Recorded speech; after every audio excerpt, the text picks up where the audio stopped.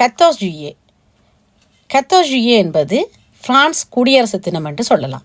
14 ஜூலை இந்த தினத்தை கொண்டாடுறதால அதனுடைய பிரெஞ்சு மொழியாக்கம் 14 ஜூயே. ஜூயே என்றால் ஜூலை மாதம், 14 என்றால் 14, 14 ஜூலை என்றதை 14 ஜூயே என்று சொல்லப்படுது.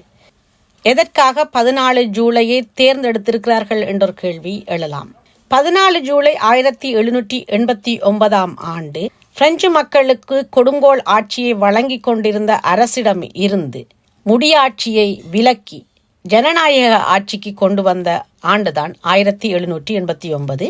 இது பஸ்தி என்ற இடத்தில் தான் இந்த புரட்சி வெடித்து இந்த நிகழ்வு நடந்தது. அதிலிருந்து தான் இது 14 ஜூலை என்ற பெயரிலேயே 14 ஜூலை அன்றே இந்த நிகழ்வை கொண்டாடி கொண்டிருக்கிறது பிரெஞ்சு அரசாங்கம். 14 ஜூலை இந்த நிகழ்வு நடைபெறும் பொழுது பிரான்ஸ் நாடு முழுவதும் இருக்கும் அத்தனை ஊர்களிலும் வான வேடிக்கை என்ற நிகழ்வு கட்டாயம் நடைபெறும். பல ஊர்கள் 13 ஜூலை இரவே அந்த வானவேடிக்கையை கொண்டாடிவிடும். பல ஊர்கள் 14 ஜூலை இரவு அந்த வானவேடிக்கை கொண்டாட்டத்தை செய்யும். பாரிஸை அண்டி வாழ்ற ஊர்களும் சரி, பாரிஸில் வாழ்ற மக்களும் சரி, இந்த வானவேடிக்கையை கண்டு களிப்பதற்காகவே வந்து குவிவார்கள். ஈஃபில் டவர்ல இந்த வானவேடிக்கை நடக்கும் கட்டாயமாக. அது மட்டுமல்லாமல் பாரிஸை சுற்றி இருக்கிற ஊர்கள், கிராமங்கள், அத்தனை ஊர்களிலும் வானவேடிக்கை என்ற கொண்டாட்டம் நடைபெறும். எங்கள் வீட்டிலிருந்து பார்த்தால் ஒரு 50-60க்கு மேற்பட்ட இடங்களில் வானவேடிக்கை நடப்பதை பார்க்கக்கூடியதாக இருக்கும். பாரிஸில் முக்கியமான இடங்களில் மட்டும் வானவேடிக்கை நடைபெறும். இதுவும் அந்த மக்களுடைய கொண்டாட்டத்தையும் விடுதலையையும் காட்டி நிற்கிற ஒரு சிறப்பு சின்னமாகவே பார்க்கப்படுகிறது. ஒவ்வொரு 14 ஜூயேக்கும், அதாவது ஒவ்வொரு ஆண்டு குடியரசு தினத்துக்கும் ஒவ்வொரு நாட்டிலிருந்து அந்த நாட்டு பிரசிடென்ட்களை கூப்பிடுறது வழமையா இருக்குது.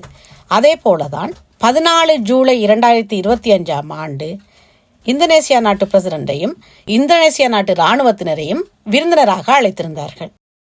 இந்த குடியரசு தின விழா எங்க நடைபெறுது என்று சொன்னால், அவென்யூ தே ஷாம்ஸ்-எலிசே என்று அழைக்கப்படுற, உலகத்திலேயே மிக அழகான வீதிகள் என்று சொல்லப்படுற பாரிஸ் நகரத்தின் மத்தியில் இருக்கிற, நெப்போலியனின் அணையா விளக்கு தீபம் இருக்கிற கட்டடத்தை சுத்தி இருக்கிற 12 வீதிகளில் ஒரு வீதியான அவென்யூ தே ஷாம்ஸ்-எலிசே என்ற இடத்துல தான் 14 ஜூலை குடியரசு தினம் நடைபெறுது.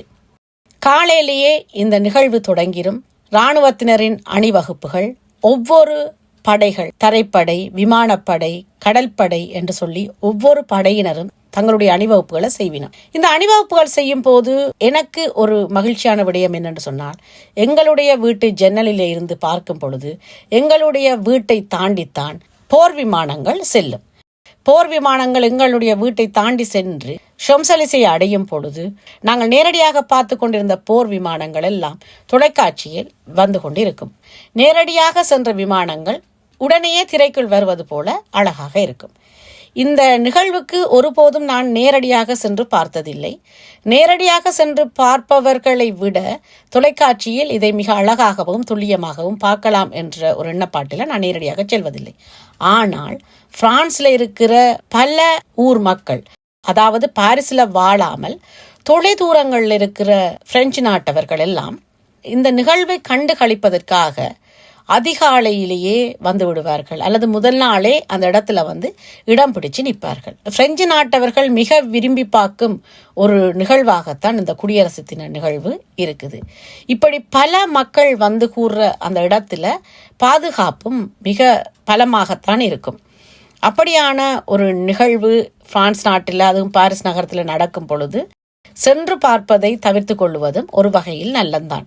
ஏனென்று சொன்னால் அதில் ஏதாவது விபரீதங்கள் ஏற்படுறதுக்கு வாய்ப்பு இருக்கலாம். ஆனால் இதுவரையும் அப்படியான வாய்ப்புகளை இந்த அரசாங்கமும் அனுமதிக்கவில்லை, மக்களும் செய்யவில்லை. அதற்கு உண்மையிலேயே நாங்கள் பெருமைப்பட்டுக் கொள்ள வேண்டும்.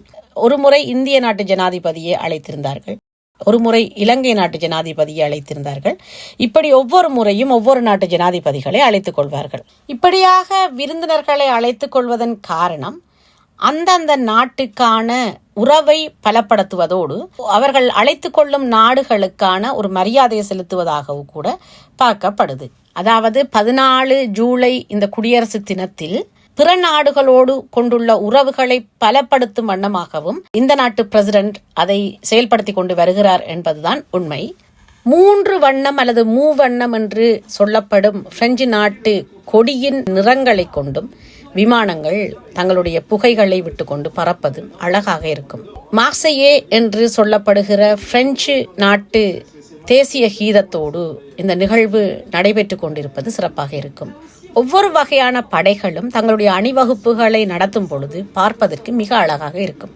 இதில் இன்னும் ஒரு பெரிய விடயம், பெண்களும் கூட இந்த படைகளில் பணிபுரிவதோடு அவர்களும் இந்த அணிவகுப்பில் கலந்து கொள்வதுதான் சிறப்பாக இருக்கும். இப்படியான அழகான நிகழ்வு தான் இந்த 14 ஜூலை பிரான்ஸ் குடியரசு தினமாக இருந்தாலும் கூட பிற நாட்டுடைய உறவுகளை வளர்க்கும் ஒரு அழகான நிகழ்வாகத்தான் நடந்து கொண்டிருக்கிறது. இந்த ஆண்டு மக்ரோன் தன்னுடைய இறுதி ஆண்டாக கழித்து கொண்டிருக்கிறார். அதாவது இந்த ஆண்டோடு அவர் தன்னுடைய பதவி விலகப் போகிறார். ஆகவே அவருடைய முகத்தில் ஒரு உற்சாகம் இன்மையை பார்க்கக்கூடியதாகவும் இருந்தது. ஆனாலும் மக்கள் மிக ஆர்வத்தோடு இந்த நிகழ்வை கண்டுகளித்து கொண்டிருந்ததை பார்க்கக்கூடியதாக இருந்தது. அதோடு இந்தோனேசியா நாட்டிலிருந்து வந்திருந்த இராணுவ படைகளின் அணிவகுப்புகளும் மிக அழகாக இருந்தது, வித்தியாசமாகவும் இருந்தது. பண்பாடு ரீதியான ஒரு அணிவகுப்பாகவே அவர்களுடைய சீருடைகளும் சரி அணிவகுப்புகளும் இருந்ததை பார்க்கக்கூடியதாக இருந்தது. நல்ல காலநிலையாகவும் கூட அமைந்திருந்தது. பல முறை இந்த 14 ஜூலை என்ற நிகழ்வில் மழை பெய்யும் வாய்ப்பு அதிகமாக இருக்கும். ஆனால் இந்த ஆண்டு 2025 நல்ல காலநிலையையும் கொடுத்திருந்தது, சிறப்பாக இருந்தது. கிட்டத்தட்ட 3 மணி நேரம் இந்த நிகழ்வு நடைபெறும். அதே போல்தான் 2025 ஆண்டு கூட இந்த நிகழ்வு நடந்தேறியது. நேரடி ஒளிபரப்பு கொடுத்து கொண்டிருந்தது TF1 என்ற தொலைக்காட்சி. பிரான்சின் முன்னணி தொலைக்காட்சியாகவும் அரசாங்கத்தின் சார்பான தொலைக்காட்சியாகவும் கூட இதை பார்த்து கொள்ளலாம். மிக அழகாக நடந்தேறிய இந்த நிகழ்வை நீங்களும் கண்டுகளித்திருப்பீர்கள். கண்டுகளிக்காதவர்களுக்கு தான் இந்த காணொளியை கண்டுகளித்துக் கொண்டிருங்கள். இன்னொரு காணொளியோடு உங்களை மீண்டும் சந்திக்கும் வரை உங்களிடமிருந்து விடைபெறுவது உங்கள் பிரியாளவன். நன்றி, வணக்கம்.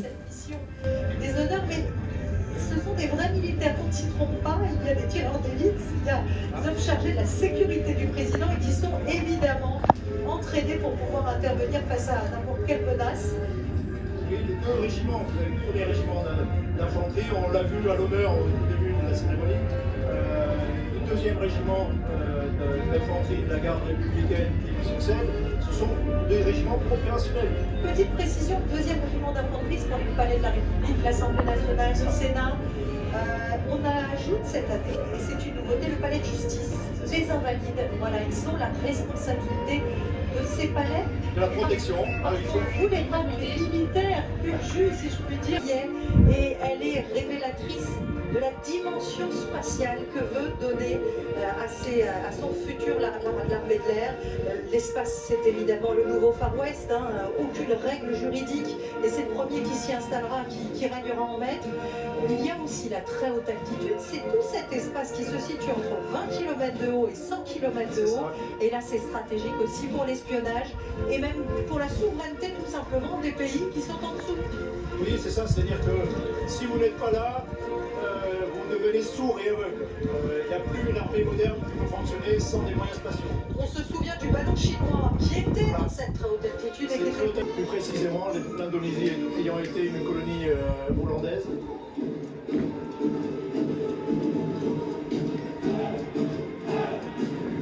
On rappelle que jusqu'à l'après-guerre, l'indépendance de l'Indonésie, Jakarta s'appelait Batavia.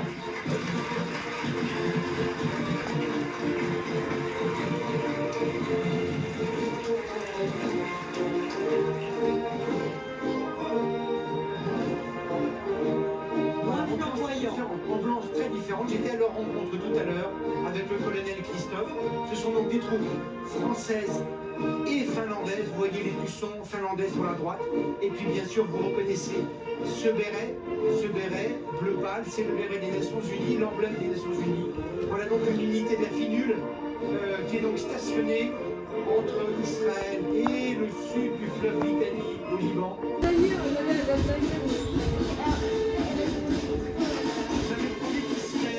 Très remarquable et très bruyant. Michel, on a dit les paroles. Ça fera un peu de mal, effectivement. Claire, vous avez une idée des décibels ou pas?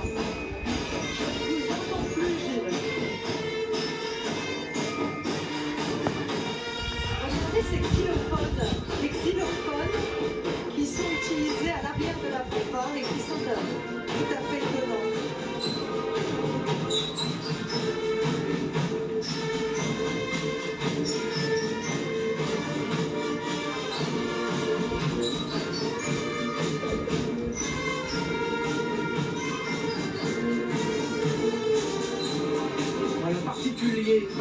majorité des soldats, non pas des 189 musiciens, mais des autres, parce qu'ils sont plus de 500.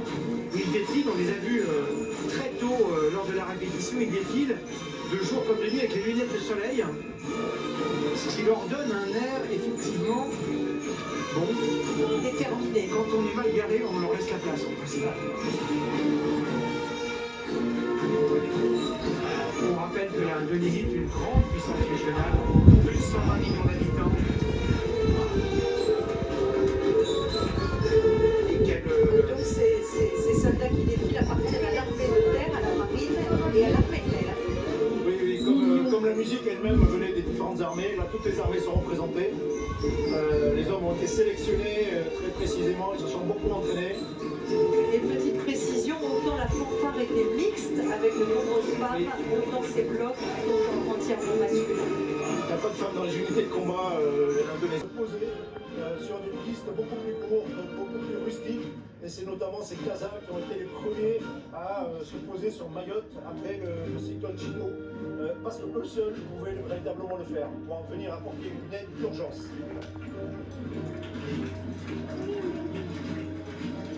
Très applaudi ce défilé aérien. C'est toujours un moment extraordinaire pour les personnes qui viennent d'assister à ce défilé. C'est même parfois la première des raisons pour lesquelles ces Français qui sont sur le bord des Champs-Élysées se lèvent très tôt. Il fallait être dans la zone à partir de 5h30, 6h. Donc c'est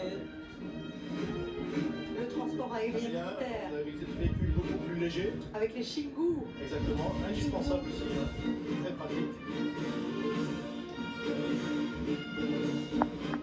Et là aussi, le plan budgétaire des armées, Michel, envisage d'agrandir, d'approfondir tous ces avions que nous avons, de les avoir en plus grand nombre. Oui, bien sûr, alors là on voit Alors là, c'est un drone. Ah oui, ça n'est alors pas c'est un un drone. avion sur la droite de votre ça y écran. ressemble. D'ailleurs, vous voyez la dimension, hein, il est aussi gros qu'un avion, aussi large qu'un avion.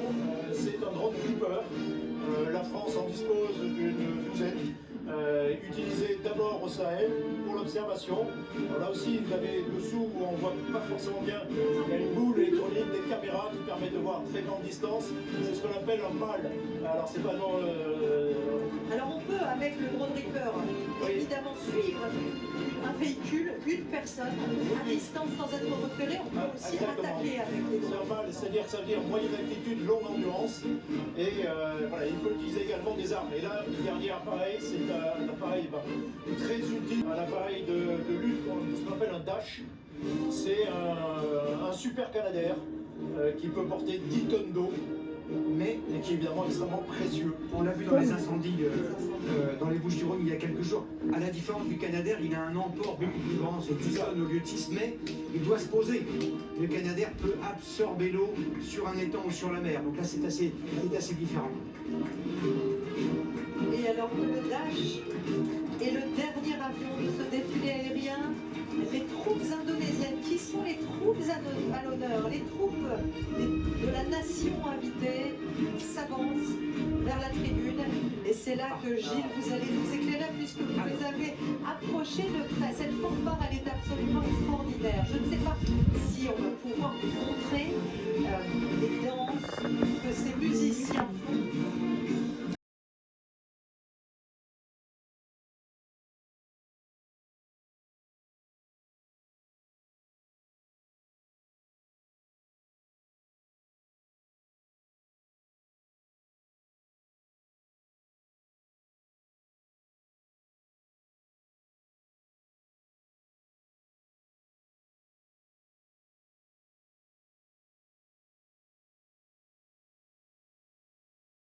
Savoir jouer de la fanfare. Ils sont 189 aujourd'hui.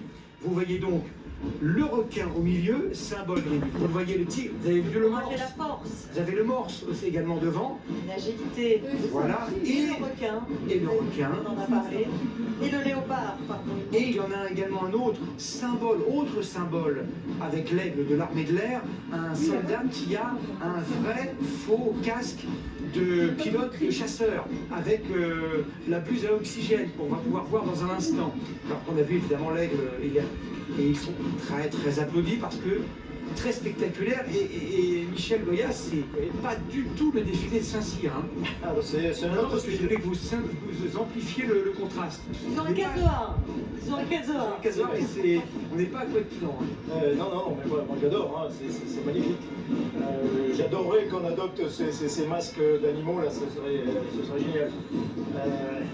Là aussi, on disait l'importance de l'inspiration du symbole par le symbole. Oui. Et la galvanisation peut-être par les chants, les danses, le fait de danser, ça fait penser évidemment au haka, ça donne de la force, du courage. Oui, c'est vrai, hein, on n'a pas notre style. Vous voyez, la troupe indonésienne, elle va défiler à la manière européenne. Mais là, on est sur d'autres styles, style asiatique, style du Pacifique, où on mêle la danse à la parade, on mêle la musique. C'est très attenant. Chemin du président indonésien.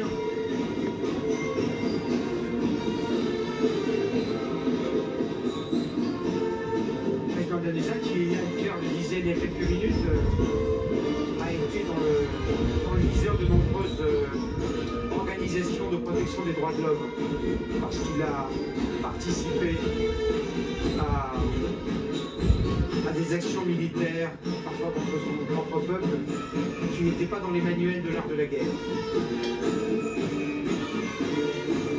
L'Indonésie, on le rappelle, à qui on a vendu 40 Rafale, c'est énorme, et à qui on espère vendre davantage de Rafale à l'avenir, et qui est un vrai interlocuteur, alors que la France a besoin aussi de prendre ses distances avec les États-Unis, évidemment vis-à-vis de la Chine aussi, et de se trouver d'autres partenaires dans le monde.